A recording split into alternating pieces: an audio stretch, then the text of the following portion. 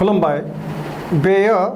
Bodoland इंखं television दिनै 20 जुन 2021 रबिबार खालि सानसेनि बरादखौ नोंथांमोननि खाथियाव लाबोदों आं सदानन्द दैमारिया।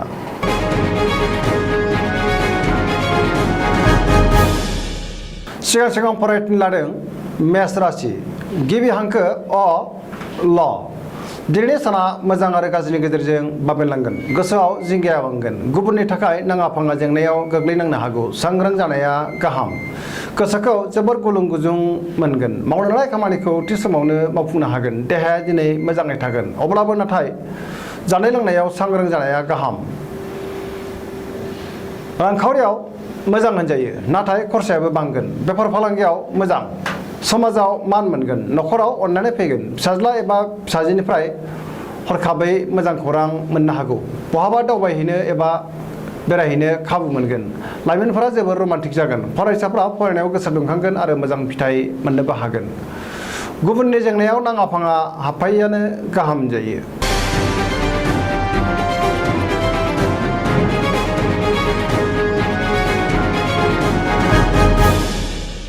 वृष राशि गिबि हांखो इ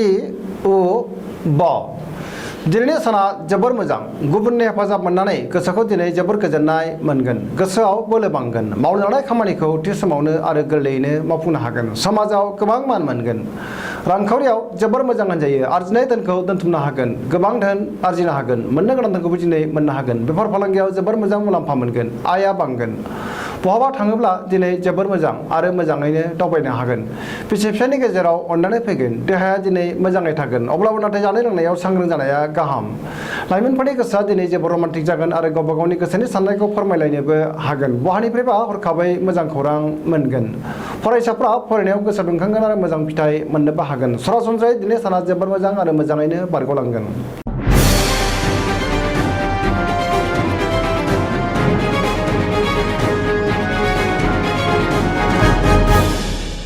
मिथुन राशि गिबि हांखो क स दिनैनि साना जोबोर मोजां गोसोखौ जोबोर गोजोननाय मोनगोन जेरावबो देरहासार जागोन गोबां खामानि मावफुंनो हागोन देहाया दिनै मोजाङै थागोन अब्लाबो नाथाय जानाय लोंनायाव सांग्रां जानाया गाहाम रांखावरियाव जोबोर मोजां होनजायो आरजिनाय धोनखौ दोनथुमनो हागोन बेफार फालांगियाव जोबोर मोजां मुलाम्फा मोनगोन नखराव अननानै फैगोन समाजाव गोबां मान मोनगोन मावनो लानाय खामानिखौ थि समावनो आरो गोरलैयैनो मावफुंनो हागोन गुबुननि हेफाजाब मोनगोन बहाबा थांनो खाबु मोनगोन गोसोनि बोलोआ बांगोन गियाननि आंखाल जानाय नङा लाइमोनफोरनि गोसोआ दिनै जोबोर रमान्टिक जागोन फरायसाफ्रा फरायनायाव गोसो दुंखांगोन आरो मोजां फिथाइ मोननो हागोन गोसोनि साननायफोरा जाफुंगोन।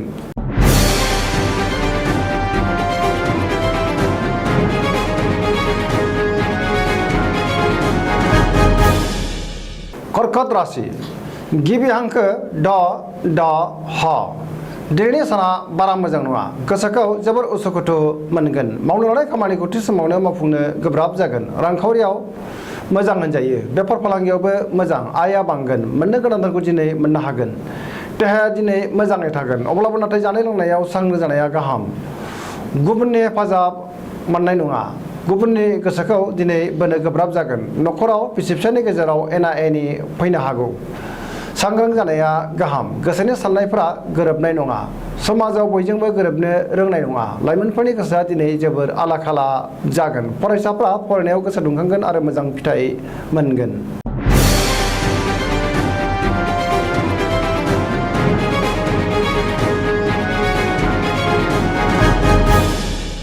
सिंह राशि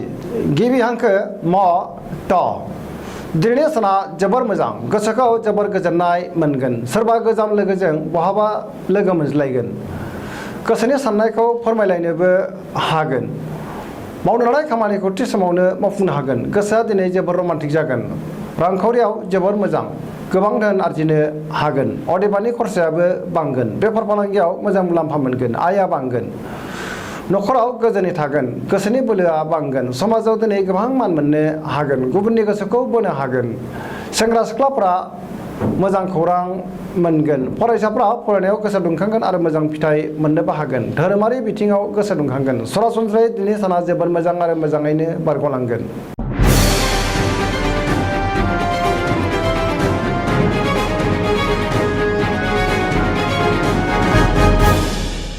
कन्या राशि गिबि हांखो प ट दिनैनि साना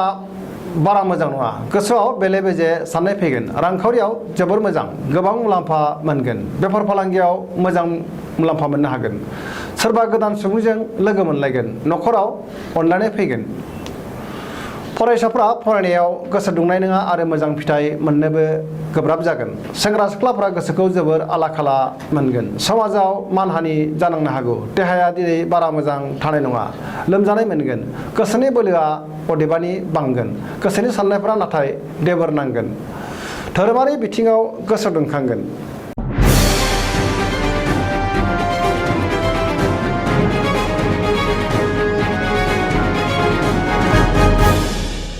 तुला राशि गिबि हांखो र ट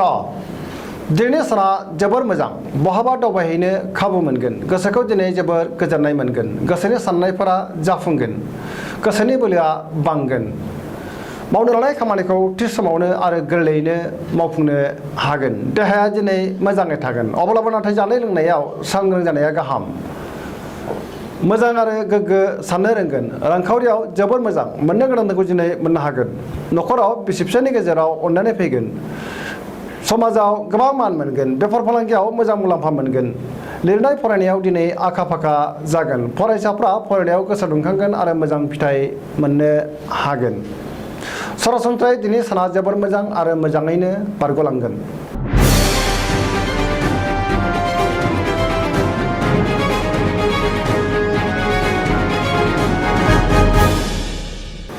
वृश्चिक राशि गिबि हांखो न स दिनैनि साना जोबोर मोजां गोसोनि बोलोआ बांगोन फैबाय थानाय समा जोबोर मोजां आरो सोरां फैगोन लोगोनि हेफाजाब मोनगोन सोरबा लोगोजों बाखनाय जागोन गोसोआव दिनै गोग्गो साननाय फैगोन मावनो लानाय खामानिखौ थि समावनो मावफुंनो हागोन पजिटिभ एनार्जिनि गोहोम गोग्लैगोन गोसोनि बोलोआ बांगोन समाजाव दिनै गोबां मान मोननो हागोन न'खराव बिसि फिसायनि गेजेराव अनलायनाय फैगोन बिदा फंबायजों मोजां सोमोन्दो हागोन रांखावरियाव जोबोर मोजां बेफार फालांगियावबो मोजां मुलाम्फा मोननो हागोन गोबां धोन आरजिनो हागोन देहाया दिनै मोजाङै थागोन गुबुननि थाखाय मोजां खामानि मावनानै होनो हागोन फरायसाफ्रा फरायनायाव गोसो दुंखांगोन आरो मोजां फिथाइ मोननोबो हागोन सरासनस्रायै दिनै साना जोबोर मोजां आरो मोजाङैनो बारग'लांगोन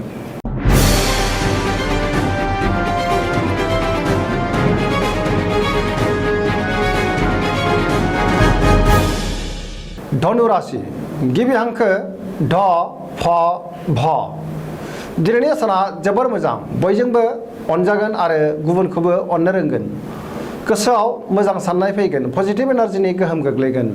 सोरजोंबा गोबां अनसायजागोन गोसोनि साननाय आरो लुबैनाया जाफुंगोन गोसोनि बोलोआ बांगोन धोरोमारि बिथिङावबो गोसो दुंखांगोन मावनो लानाय खामानिखौ थि समावनो आरो गोरलैयैनो मावफुंनो हानानै दिनै गोसोखौ जोबोर गोजोननाय मोनगोन रांखावरियाव जोबोर मोजां बेफार फालांगियावबो जोबोर मोजां मुलाम्फा मोननो हागोन आयआ बांगोन देहाया दिनै मोजाङै थागोन अब्लाबो नाथाय जानाय लोंनायाव सांग्रां जानाया गाहाम न'खराव अननानै फैगोन बिमा बिफानि अननाय आरो बोरखौ दिनै मोननो हागोन गुबुना खहा खालामनो नाजागोन नाथाय खहा खालामनो हानाय नङा अब्लाबो नाथाय सांग्रां जानाया गाहाम लाइमोनफोरनि गोसोआ दिनै जोबोर रमान्टिक जागोन आरो फरायसाफ्रा फरायनायाव गोसो दुंखांगोन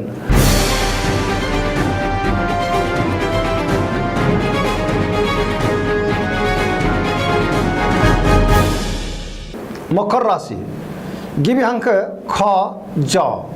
दिनैनि साना जोबोर मोजां बहानिफ्रायबा मोजां खौरां फैगोन गोसोखौ दिनै जोबोर गोजोननाय मोनगोन देहाया दिनै मोजाङै थागोन गोसोनि साननाया जाफुंगोन रांखावरियाव जोबोर मोजां होनजायो मोननो गोनां धोनखौ दिनै मोननो हागोन बेफार फालांगियावबो जोबोर मोजां मुलाम्फा मोननो हागोन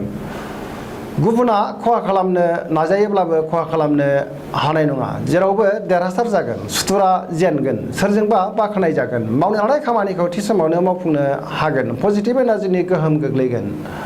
लाइमोनफोरनि गोसोआ दिनै जोबोर रमान्टिक जागोन आरो गोसोनि साननायखौ फोरमायलायनोबो हागोन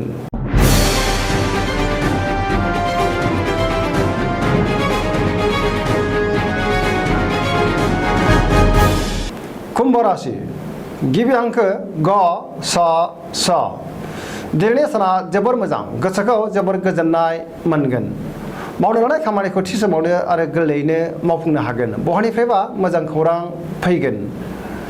सोरबा लोगोनि हेफाजाब मोनगोन समाजाव मान मोनगोन रांखावरियाव जोबोर मोजां होनजायो आयआ बांगोन गोबां धोन आरजिनो हागोन बहानिफ्रायबा गोबां धोन मोननोबो हागोन देहाया दिनै मोजाङै थागोन अब्लाबो नाथाय जानाय लोंनायाव सांग्रां जानाया गाहाम न'खराव बिसि फिसायनि गेजेराव अनलायनाय फैगोन गोसोनि साननाय आरो लुबैनाया जाफुंसारगोन सेंग्रा सिख्लाफ्रा दिनै मोजां खौरां मोनगोन फरायसाफ्रा फरायनायाव गोसो दुंखांगोन आरो मोजां फिथाइ मोननो हागोन सरासनस्रायै दिनै साना जोबोर मोजां आरो मोजाङैनो बारग'लांगोन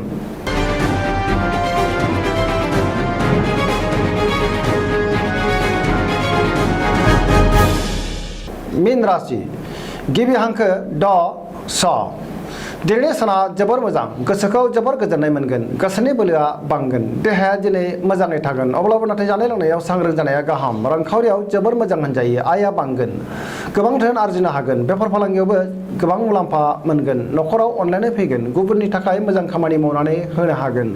गोसोआ दिनै जोबोर रमान्टिक जागोन आरो लाइमोनफोरा गावबा गावनि गोसोनि साननायखौ फोरमायलायनोबो हागोन फरायसाफ्रा फरायनायाव गोसो दुंखांगोन आरो मोजां फिथाइ मोनगोन सरासनस्रायै दिनै साना जोबोर मोजां आरो मोजाङैनो बारग'लांगोन दिनैनि राशि फरायनाया एसेनोसै जोबनायाव बेखौनो खावलायो जाहाथे नोंथांमोना सानफ्रामबो